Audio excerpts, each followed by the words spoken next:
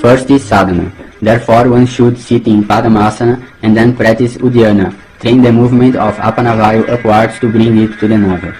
In order to purify their bodies in all respects, the yogis should obtain the knowledge of pranayama in its three aspects of Puraka, Kumbhaka and Rechaka. Of this, the Puraka, drawing in of the external air, nourishes the body development and brings equilibrium in all the humors, while the Kumbhaka, stopping the movement of internal and external air, protects the organism by keeping the body humors at their place. The Rechaka, exhalation of the internal air, destroys evil deeds. Thus, one who practices pranayama obtains the place of yoga. A yogi who is able to stabilize his breathing can stop that. According to his capacity, one should stop in a natural way the air through Kumbhaka. Then, should practice Rechaka by the moon swara and Puraka by the sun swara. Whose sun swara drinks the moon swara from time to time and vice versa, will live till the moon and the stars exist. The life of that person becomes stabilized who moistens his five elemental body with the nectar of Shiva's love and preserves it with the sun-like wind.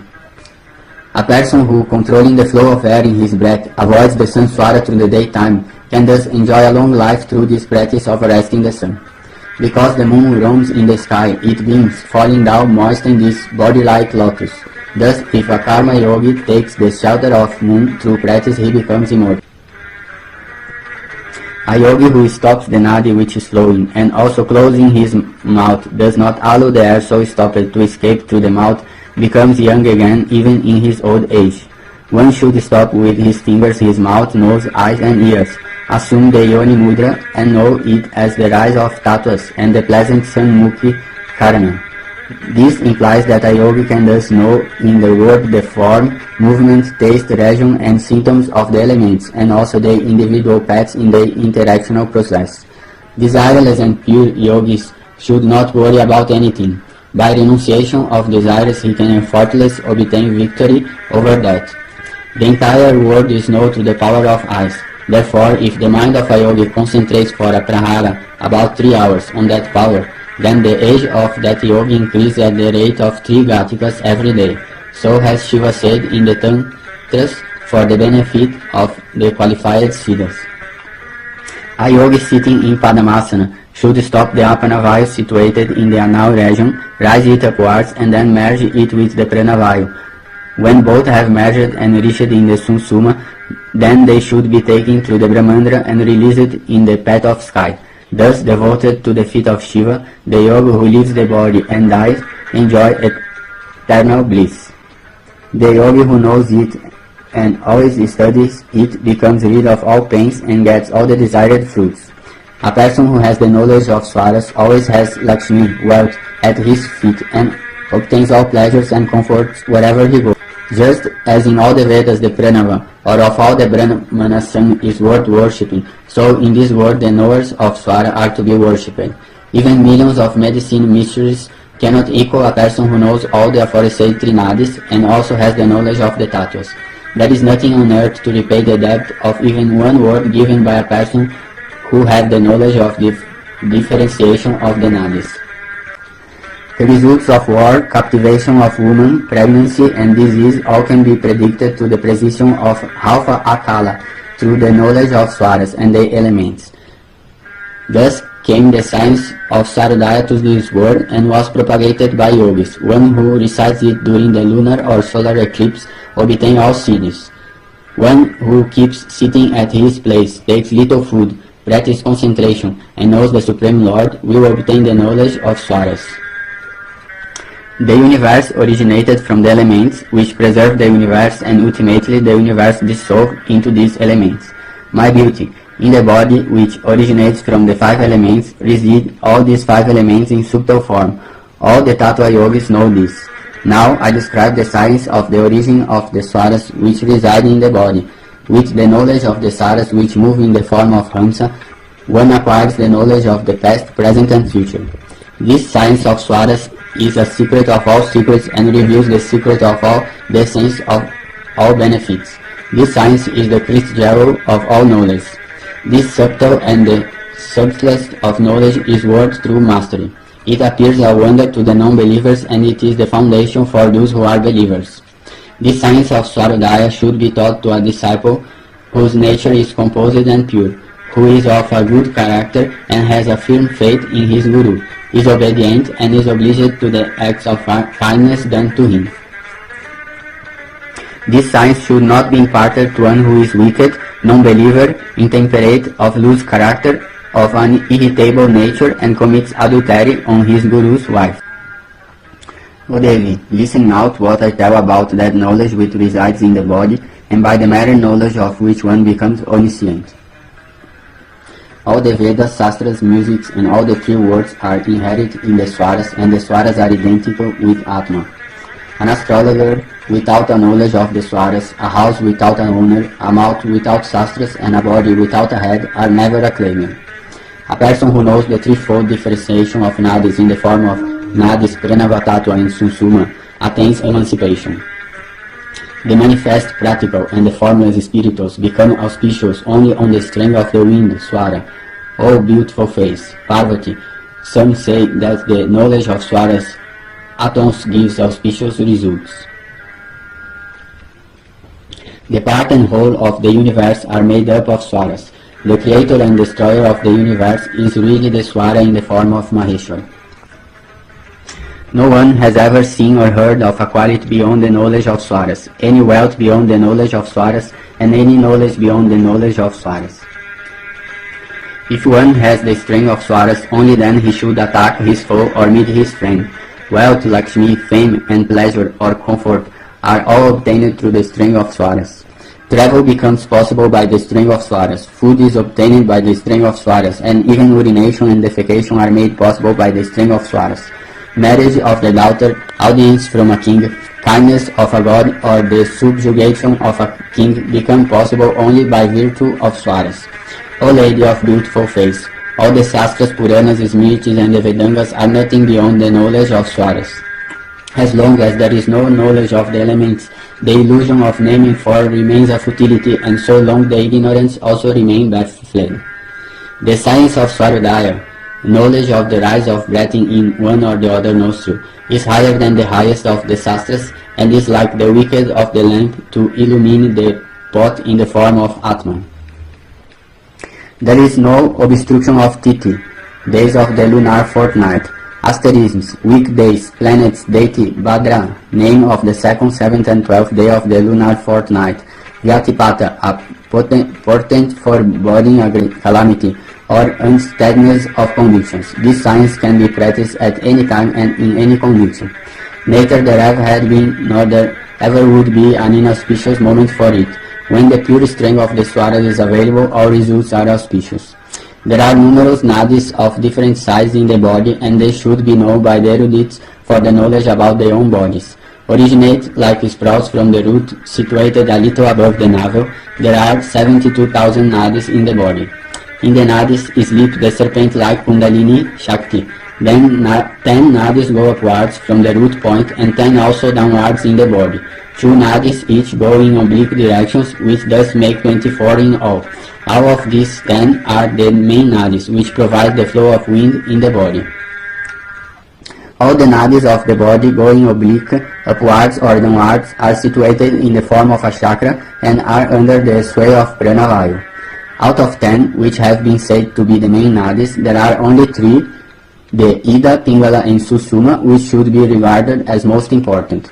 The names of the remaining 7, apart from Ida, Pingalā, and Susuma, are Gandhari, Hastajiva, Pusa, Yasaswini, Alambusa, Puhu, and Sankini.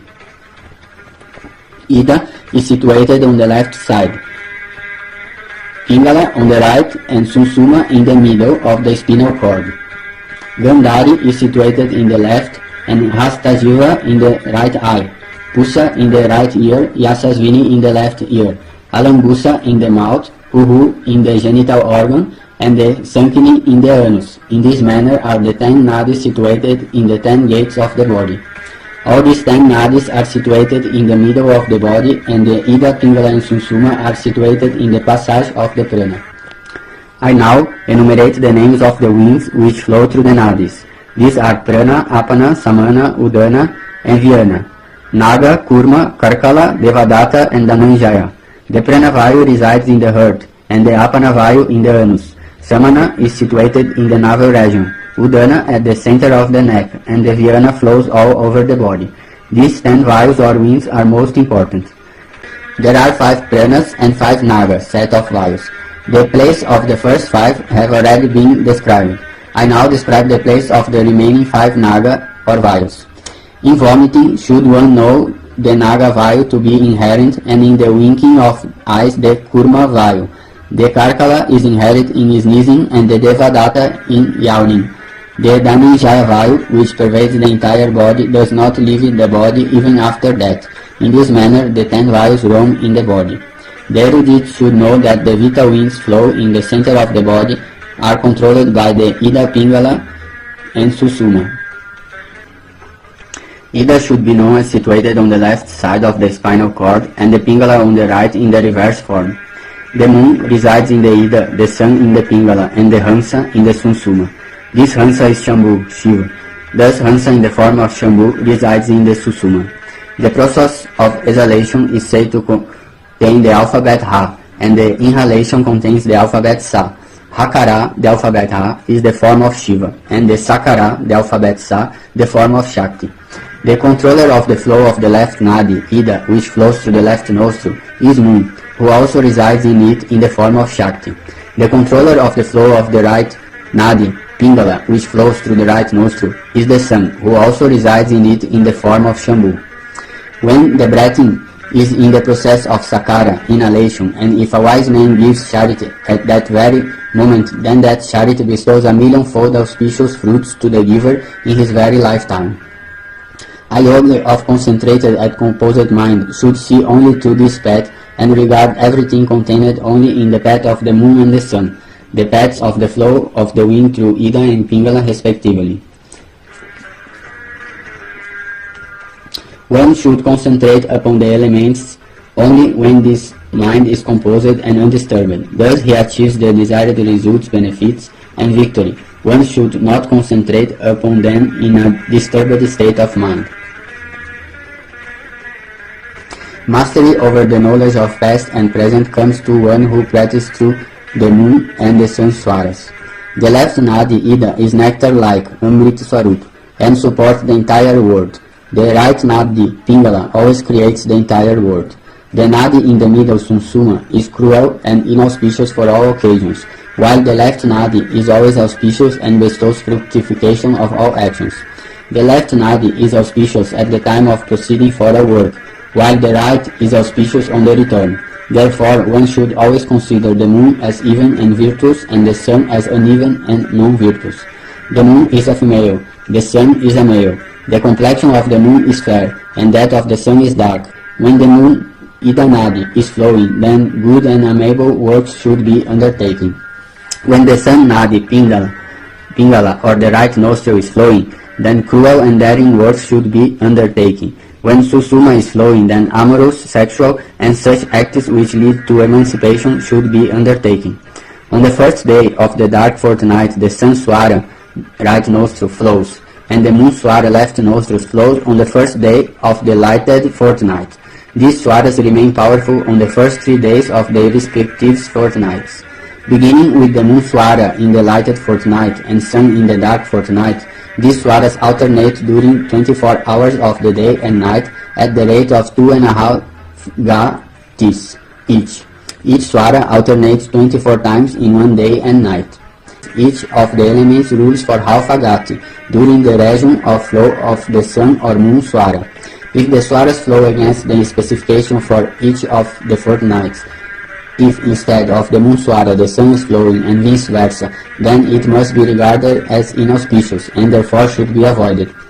The yogis should with concentrated mind know the moon Swara on the first day of the lighted fortnight and the sun Swara on the first day of the dark fortnight.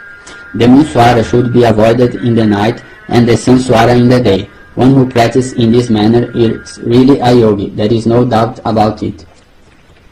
The sun is bound by the sun Swara and the moon by the moon Swara. One who knows this can captivate the 3 worlds in a moment. If the sun Swara rises at the time of the moon Swara but sets at its own time, at the time of the Sanswara, then various groups of qualities auspicious arise. If the condition is contrary to this, it should be avoided. On Thursday, Friday, Wednesday and Monday, the left Nadi flow of the left nostril is auspicious for all occasions, and in the lighted fortnight it is all the more effective.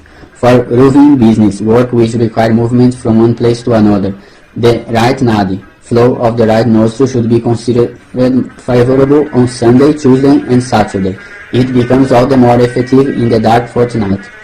The order of the prevalence of the elements is as follows. First of all, the Vayu element flows, followed by the Agni, earth, water and sky respectively. In a period of 2.5 Gatikas, all the elements rule successively in the order enumerated previously, but also during the flow of each Nadi, the 5 elements flow in the same order. At the middle of the day and night, one should know 12 transitional points, from one zodiacal point to another, between the sun and moon. During the daytime, the transition of the moon occurs from Vrasha to Karka, Kanya, Vrashika, Makara and Mina respectively. The transition of sun should be known from Mesa to Sinha, Kumbha, Tula, Mithuna and Danu. In this manner, one should determine nature from the rising and setting of the zodiacal signs. The moon stays in the east and north, while the sun in the south and west. When the right nostril is flowing, one should avoid going to the south and west. One should not go to the east and north during the flow of the left nostril. If he goes in these directions, then there is an apprehension of fear from the enemy, and if one insists on going, he would never return. Therefore, sensible persons who think of the benefit of all should not go in the directions prohibited above. If they would go, they may meet death. If on the second day of the lighted fortnight there is moon swara at the time of the flow of the sun, then it is beneficial for the person. If he undertakes sober and pious works on such occasion, he derives much pleasure and benefit out of it.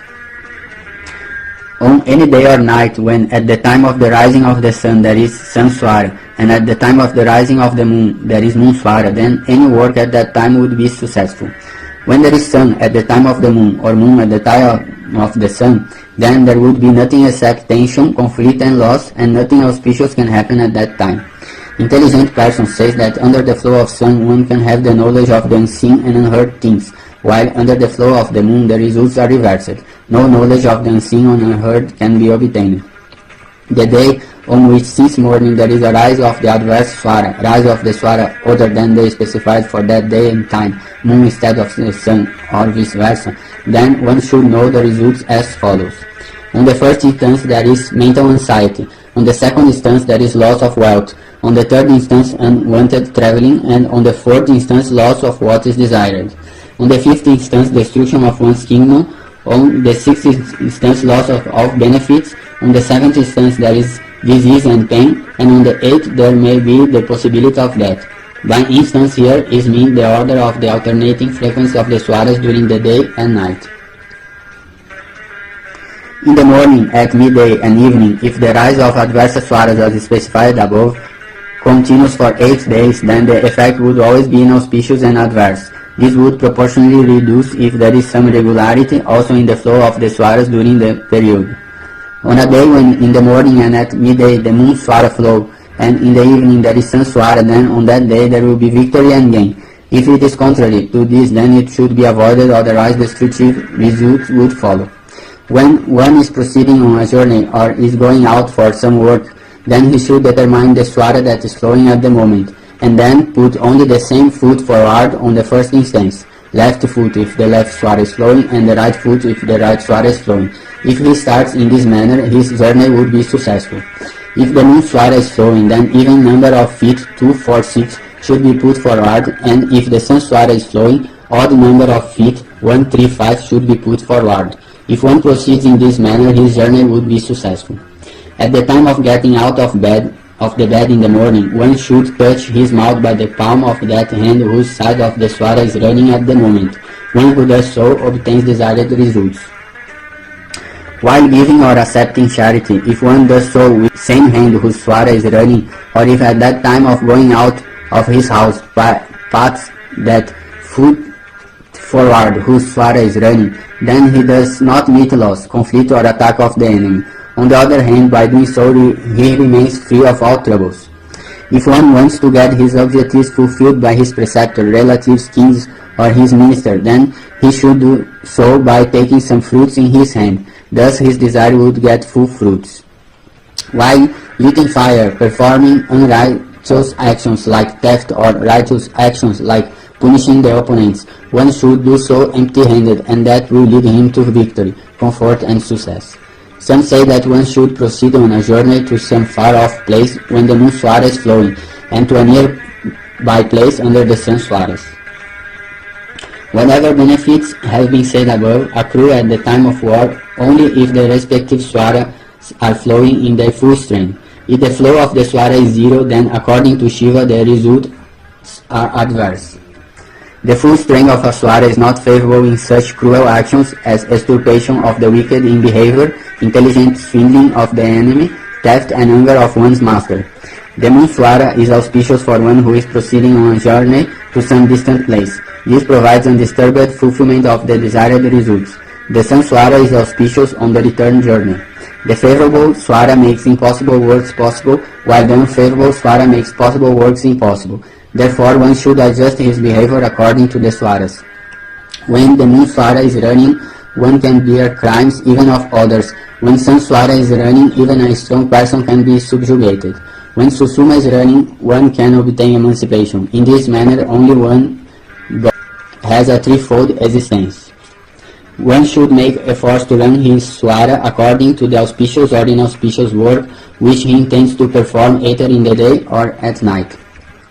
The Ida is favorable when one is thinking about a sick relative or is brooding over his illness, fever or state of senselessness, and at the time of storage of food grains or fuel wood. The moon Nadi Ida is favorable at the time of putting on dental ornaments by ladies, coming of rains, worship of the preceptor, removal or puja of poisonous materials. Although Ida has been declared as favorable for yogi practice, yet when the Vayu and Akasha elements are predominant in the Ida, then it should be avoided. All works, whether at day or at night, are successful under the flow of Ida. In fact, the flow of moon is favorable for all auspicious yogis. Those who know say that taking food, activating the appetite and increase digestive fire, captivating a woman, and sleeping can all be done best under the Sun Nadi, Pingalā, or right nostrils. All the cruel works and various types of work requiring movement are successful under the Sun Nadi. There should not be a second thought about it. When the wind flows at one moment in the left nostril and the next moment in the right nostril, it should be known as Susuma Nadi, and it makes everything infructuous. The fire residing in the Sun Nadi burns like Kala, death, and one should know that fire a poison and all destructive. When transgressing the orders, both the nadis, left and right nostrils, flow in a person, then it is inauspicious for him. There is no doubt about it. When the wind flows for a moment in the left and next moment in the right, it should be called irregular, and O Parvat, it gives adverse results. Irregular flow of the nadis is said by the Pandits to be like a poison. One should do neither cruel nor auspicious works, and if one does so, they all become infructuous. In living, dying, questioning, profit, loss, victory, defeat, and in the flow of adverse and irregular swara, flow of sunsuma, one should always remember the Supreme Lord. On such an occasion, concentrating his mind on the Ishwar, one should indulge in yogi practice only. No effort towards victory, benefit, or comfort should be made in this condition. When the sunsuma flows during the reign of Surya Nadi, Pingalā, then both a curse or a boon become ineffective. During the transitional period of Nadi and elements, no auspicious work should be done. Even one should abstain from righteous acts like charity. When the irregular swara dies, then one should not even think of a work. If one does so, he will meet adverse effects, or even suffering, and that there is no doubt about it. When the left swara is followed by the moon swara, and thereafter the right swara is followed by the sun swara, then one should know both these orders as blank. If before or after the left swara a messenger comes and takes his place on the left side, or if before or after the right swara a messenger comes and takes his place on the right side, then it is auspicious in both the cases. If during the flow of a beginningless irregular susuma, one remaining without food and fully engrossed obtains absorption in the subtle Brahman, then such A susuma is called sandhya by the knowers. The Pandits do not consider knowing as Veda, and in fact Vedas are not merely knowing. The erudites call that as Veda from which one can obtain the knowledge of the Supreme Spirit. If a messenger sits on the side whose nadi is flowing, either left side or the left side according to the flow of the left or right nadi, and asks either auspicious or inauspicious question, then all the questions become fulfilled. If he asks a question from a vacant direction, then his question would draw a blank. Even if the Surya or Chandra elements are flowing with their full strength in the breathing, they do not provide success. But if there is a conjunction of both, then it is giver of all kinds of success. O my beauty, the knowledge of obtaining wealth in all the three times, past, present and future, also victory in all the three times comes from Swarodaya. There is no other sign which would enable anyone to know about this. The auspicious and inauspicious words are under the tattvas. Victory or defeat also is under the tattvas. Drought and prosperity are also under the tattvas. Thus the tattvas are said to be the cause of the works of all the three times. Residing in this city-like body, the prana is its guardian. This prana measures 10 fingers in inhalation and 12 fingers in exhalation. It measures 24 fingers when one is walking, 42 fingers when one is running, and 65 fingers when one is doing sexual intercourse. And, O Devi, the natural length of prana is 12 fingers. At the time of taking food or vomiting, its length becomes 18 fingers. If a yogi succeeds in reducing the length of prana even by 1 finger, he obtains desired length. If he can reduce to 2 fingers, he gets perfect bliss.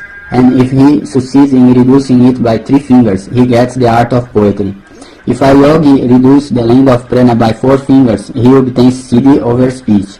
If he reduces by 5 fingers, he gets the power of vision of far-off things. If he can reduce to 6 fingers, he can fly in the air. And if he reduces it by 7 fingers, he obtains tremendous speed. If one succeeds in reducing the length of prana to 8 fingers, he can get anima and the siddhis. If 9 fingers, then he gets all the 9 kinds of prosperity. If 10 fingers, he gets the power of assuming various shapes. And if we reduce it by 11 fingers, the shadow of his body vanishes. If the length of prana is reduced by 12 fingers, one gets the speed of a Hamsa, and he drinks the nectar-like waters of the river Ganges. If a yogi fills the prana from the tip of toenails to the sika, then he needs no food for sustenance. That is, he conquers hunger and thirst. Thus has been described the method of obtaining all kinds of success through the control of prana. This knowledge comes only through the instructions of a guru, and no amount of study and books can provide it. If by chance one does not get the moon swara in the morning and the sun swara in the evening, then it would come definitely by midnight. If one has to go to fight in a distant place, then the moon swara alone gives victory. And if the person puts that foot forward whose side of swara is flowing while he is about to set out, then he gets every success. At the time of beginning a journey, or in marriage, or while entering a house or a city, the moon swara is always auspicious. If on an equinoctial or solstitial point, tithi or weekday, the swaras and elements flow with the ruling lords in a person, then that person can win his enemy by a mere stoppage of his breath. Such a person does not get pain or difficulty in another world as well. During a war, if a person putting on his armors repeats the syllables Jivan Raksha, he survives and also gains victory over the entire world. In pacificatory rituals, one should proceed when the earth or the water is ruling. For adventurous or cruel rituals, he should proceed under the fire or the wind element, and should do neither of these rituals when the Akash element is ruling. One should consecrate the weapons with the saras, should hold the weapon in the hand whose side of swara is flowing. Similarly, he should open the weapon and throw them, operate them likewise. Thus doing, he would always gain victory. One who draws in the pranavayu at the time of mounting a horse or other vehicle always gets success in his works. If the materials of the enemy have a feeble strength of the swaras, and one's own materials have a strong swara, then such a person obtains victory all alone over the world. If the nadis which is flowing and the deity and direction of the same nadi are ruling, then that gives success in all types of works. First of all, a person should perform a mudra, then enter in a battle. One should perform sarp mudra, get his desires fulfilled. There is no doubt about it. If at the time of the flow of moon or sun swara the wind element is raining and it becomes known to the knowers of the signs of swaras, then good warriors come forward as allies. If the akash or the wind elements are flowing under the circumstance, then there would be all destruction. The army should be sent to fight in that direction in which the wind element is flowing. If it is done so, then one would obtain victory even if Indra himself is the enemy. There is no doubt about it. If one draws the string of the bow up to the ear of the side of that Nadi in which the wind element is flowing, then he can win even Indra. Even a very strong enemy cannot destroy the strength of a warrior who defends all the parts of his body. One who produces a sound from the joints of thumb and first fingers and also from the toe can gain victory over even a million warriors. If a person goes out when the wind element is flowing, either in the moon or the sun swara, then he can protect the various directions and always gain victory. If a messenger says something which is desired from his mouth when one is inhaling, then that person on going out gets all his desires fulfilled. All the said or desired words are fulfilled when one is inhaling and destroyed when one is exhaling. The right Nadi of man and left Nadi of woman is auspicious, and at the time of war the Kumbhaka Nadi is superior. Thus there are only 3 Nadis and their movements also only 3. How can there be the knowledge of swaras without knowing the difference of Akara and Sakara? Therefore one always gains success through 2 words, the Soham and Hamsa. One gets success by protecting the living organism through filling the blank swara, because the living organism can meet destruction, and the blank always protects the organisms. If a questioner is putting a question regarding war while sitting either on the left or right, and if the swara is in full strength, there will be no destruction. If the swara is blank, then there can be death or destruction. If at the time of a question the earth element is in the stomach, the water element in the feet, the fire element in the thighs, and the wind element in the hands, then the person may be attacked by some weapon. If the akash element is flowing, then there may be a possibility of injury in the head. Thus 5 kinds of injuries have been described in the science of swaras. If the moon swara is flowing at the time of war, then the opponent would definitely win, and if the sun swara is flowing, then the invader would gain victory. If there is some doubt about victory during the war, then one should see in the middle of the Nadi, and if the Pranavayu is flowing through the Susuma, then the enemy would be in trouble in the war. In a war, one should stand in that direction whose Nadi is flowing. If the moon Nadi is flowing, then he should stand either in the east or north. If the sun Nadi Pingalā is flowing, then in the west or south of the enemy. One who would fight in this manner will gain victory. There is no need to give a second thought to it. If at the time of war the left Nadi is flowing, then the enemy would win and may make the invader his captive. If at the time of war the sun Nadi is flowing continuously, then the invader would gain victory even if he is fighting against the Devas or Asuras. One who enters in war under the flow of the left Nadi is abducted by the enemy. One who enters in war under the flow of Susuma Nadi would not meet any opposition. If one proceeds for war under the sun swara, then he would gain victory. In case 2 questioners ask 2 questions regarding war, and if the full swara is flowing, then the first questioner would win, and if a blank swara is flowing, then the second would win. If one proceeds for a war under the full flow of a Nadi, then his enemy would come at his back. The enemy would retreat after seeing his back. If he proceeds under the flow of a blank Nadi, then the enemy would come face to face and meet his death. There is no doubt about it. When sitting on the left side, one asks a question, then if letters of the question or the letters of the subject of the asked question are even in number, then he would gain success or victory, and if the number of letters is odd, then he will be unsuccessful or defeated. If the questioner sits on the right side and asks a question, then the results would be reversed. The even would be victorious and the odd would be defeated. If at the time of the question the moon swara is flowing, then there would be treaty among the fighting groups, and if it is the sun swara, then the war would be there. If a war begins under the earth element, then the results would be equal for both parties. If it begins under the water element, then the person who starts would win. If it begins under the fire element, then the one who started it would meet his destruction. And if it begins under the akash element, then he would die in the war. If at the time of a question, due to some reason or mere complacency, one is not able to get a knowledge of the swaras, then a sensible person should act as follows. He should drop a flower on the ground with a clear heart. If the flower falls on the ground by its face, the results would be success, and if it falls a little distance away on its side, then the result would be failure for the questioner. If a person, while either standing or sitting, exhales his pranavayu with a clear heart, then all his words would be successful. That various deadly weapons, serpents, disease, enemy or robbers cannot damage a person whose pranavayu is at the time in a vacant place. The person should make the vayu still within his organism, then start it also from within his organism and enter into gambling in the same state. He will definitely win. All kind of powers became unsuccessful before the power of a person who is versed in the science of swara, because the knower of swara always remains powerful in this and all the next work.